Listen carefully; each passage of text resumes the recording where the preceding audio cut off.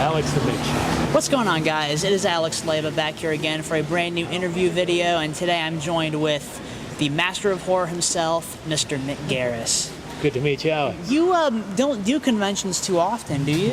No, not too often at all. But Adam DeFilippi, who was with the Motor City Legacy convention where we are, had been trying to do something about Critters 2 for a couple of years now. And this is the 35th anniversary of Critters 2, which is the first movie I directed, first feature film. Yes. And they're playing it here.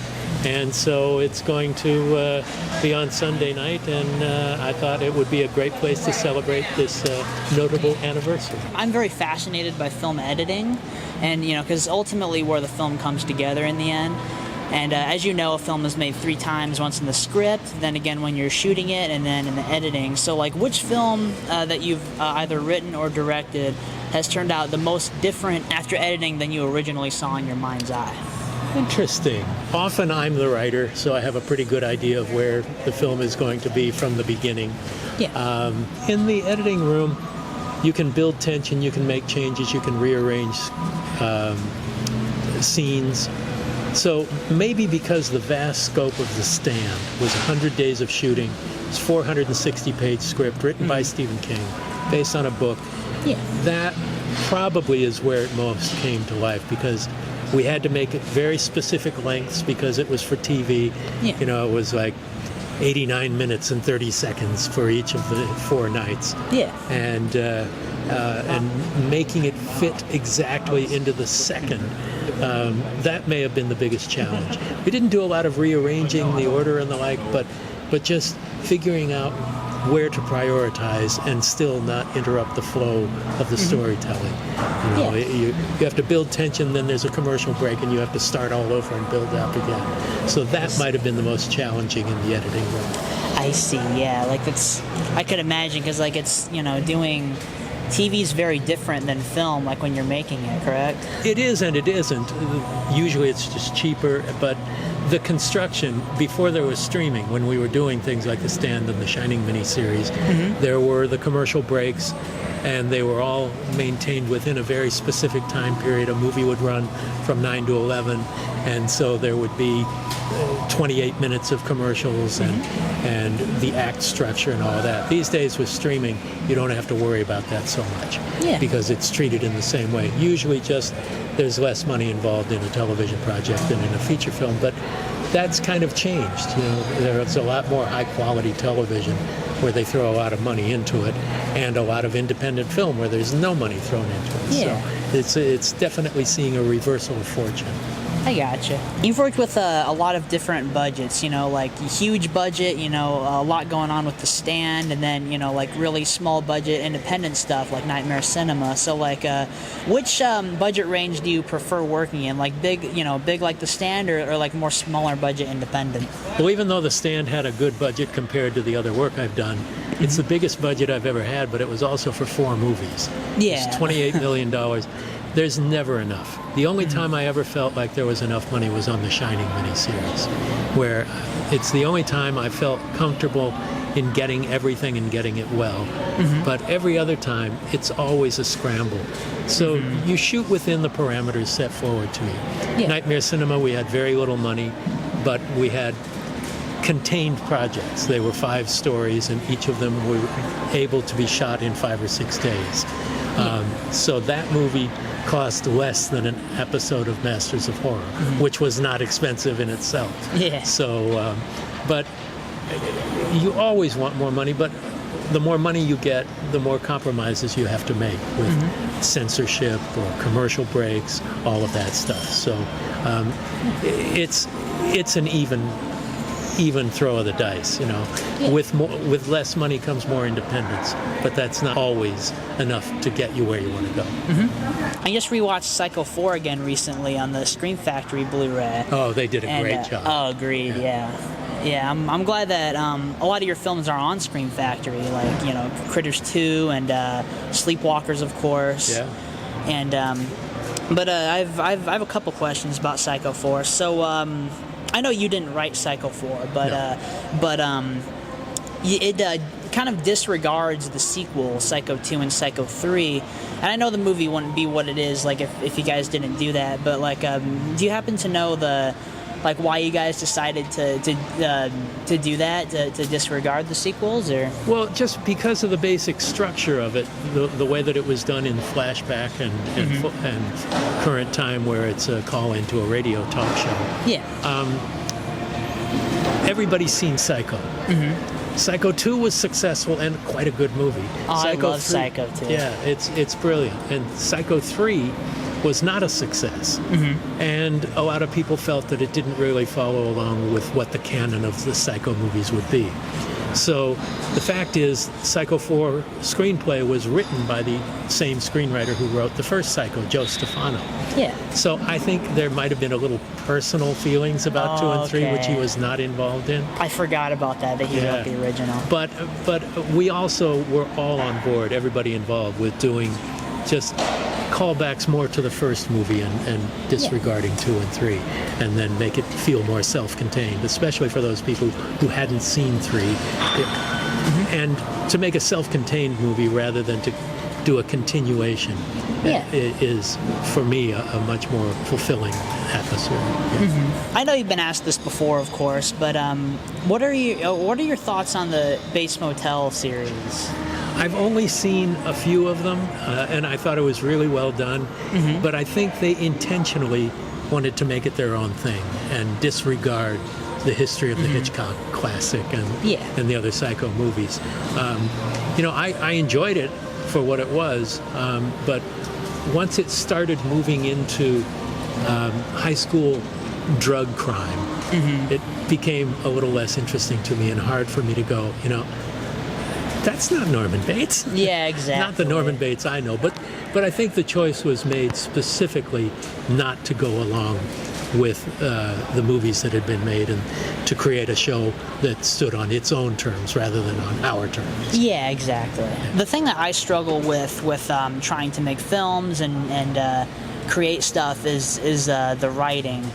So I know, the writing's your strongest, thing that you do, that you're the best at. But I know you've been asked this a bunch of, about writing advice. But what writing advice would you give to someone who I think you get what I'm trying to say. That's not very good at writing. That feels like they're full of magic and ideas, but Well, sorry, there's a number of approaches. One might be to collaborate with somebody who feels comfortable writing, who it comes easy to. I've always loved writing. I've been doing it seriously since I was 12 years old, and I have a facility for it that I was born with, and I'm lucky for that. Yeah. But for me, the writing process itself, have an idea. But it's the characters. If you just start writing the characters, and the more you live, the more you do, the more you experience, rather than just watching it in movies and TV, the more you have to write about. Something that's real, that comes from a life lived rather than a life watched. And that's brilliant. Characters are where it all comes from. And if you can write characters that feel real and engage the reader to want to turn the page, then that's a huge victory, and that's a great starting place. But if you feel you have to struggle through it, find a collaborator, so that you can bounce ideas off of each other and create your magic together. That's brilliant. I appreciate it. Sure. Of course, as everyone knows, you've done a bunch of Stephen King adaptations, but which Stephen King story would you like to direct that you haven't gotten to yet? There's so many great ones and so many other people who are doing it. There's a short story that I've adapted into a pilot for a series called Fair Extension, and that might happen. We'll see. We're taking it out once. There's a potential Writers Guild strike brewing, and all of Hollywood production is kind of shut down for now. Yeah. And so we're taking it out to the various networks and streamers and the like as soon as things open up again. So that's one. But I would love to have done Gerald's Game, but Mike He beat you to it. Flanagan beat me to it, and he did a great job. So if anybody's going to do Gerald's game, it should be Mike Flanagan, and it was. So that's great. Yeah. Yeah, it was an interesting conversation you had about that on your podcast, about how you guys thought it was unfilmable, right? A lot of people did, but we didn't. Yeah.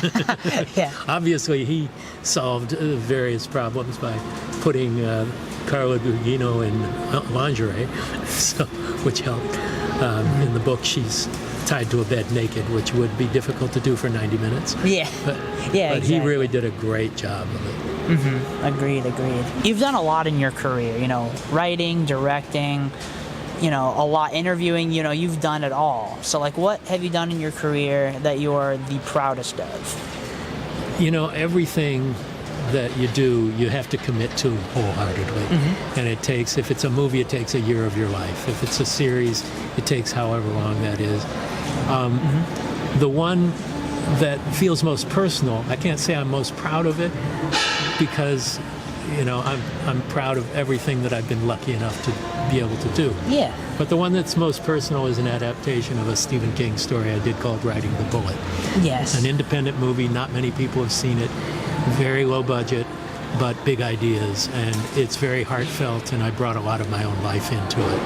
And Stephen King's story was 30 pages long, and it's a 100-minute feature film. So I embroidered that story with his blessing, with a lot of very personal things that turned into something that I'm really happy that we made, that was not successful at all. Yeah. But we made it, and we made it without interference, and so I would say that would be the one. Gotcha. That's great. So, you just mentioned interference, studio interference, and of course nobody likes that with their movies, when studios come into, things and, say, Well, oh, change this, their change that. money, so Yeah. you have to expect some sense of compromise, unless you want to put $100 million into your own film. Yeah. Not going to be me. I feel that. You said that the film with that you were involved with that had the most studio interference was Sleepwalkers, correct? It did after the movie was made. Okay. While we were in post-production, there was a change in leadership in the studio. The president of the studio changed hands in the middle of production, so we didn't have a lot of trouble making it. But when we went to the Motion Picture Association for the ratings, the ratings board, we had to go back 5 times to get an R rating. Oh. And the studio would not put it out without an R rating. Oh, man. So it was ridiculous stuff that you'd only be pinged for in a horror movie. If it were a drama or a crime story or something, nobody would care. But because it was a horror movie, they're much harder on you. You guys had to reshoot the beginning and the end, right? We did. That was the studio interference. I see. They felt that it needed a stronger ending. And I said, since we're going to do a reshoot, let me come up with a beginning. And I went to King, and we talked about that over the phone, and he came up with a scene for the opening that worked out really well. So they didn't ask for a new beginning, but when they asked for a new ending, because it wasn't as strong as it ended up being, and King himself said, I'm not really good at endings, which is bullshit. But he said. So when they said we're going to reshoot the ending, do a reshoot for the ending, I said, if we're taking a couple of days to do reshoots, let me add something to the beginning too. And so those opening scenes with Mark Hamill were added. An uncredited Mark Hamill. Yes. Were there any instances to where a film of yours had studio interference, but then the interference actually ended up helping the film in ways that you didn't think? No. Or no? No. I mean, the worst example was Fear itself, which was originally the third season of Masters of Horror. Yeah. It was bought from Anchor Bay by Lionsgate, and they decided to sell it to NBC and turn it into. Masters of Horror was on Showtime. There was no commercials, no censorship issues, all of that. When you're on NBC, you have nothing but interference on a studio and a network level and advertisers and all that. I did not think we could do that and do it well. And then some of the directors talked me into staying with it, said, look, Twilight Zone, Outer Limits made great TV. with commercial productions. And so I stayed on until the first 13 episodes were written, at least. Then there was a Writers Guild strike.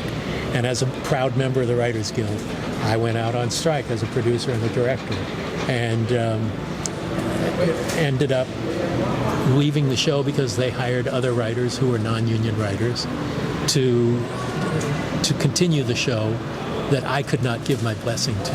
And the show was not successful. They made the show without my involvement, and basically they kidnapped my baby and beat it to shit. Oh, fuck. So that was the biggest heartbreak of my career. Oh, that's terrible. But you always have to compromise unless you're putting up your own time and money. It's a collaborative experience. Yeah. And so you go in knowing that, and you try and be a collaborator in such a way that you can get your way by convincing them that you can address their issues, but in a way that will make you both happy. Yes. Rather than just saying, yes, sir, whatever you want, or no, I'm not doing a thing your way. Let's try and find a way that makes us all happy. Makes us both happy, yeah. Mr. Garris, it's been an honor. Alec, thank you. Thank you so much. It's been a pleasure. Yes, thank you Awesome. so much. Thank you so much for joining me.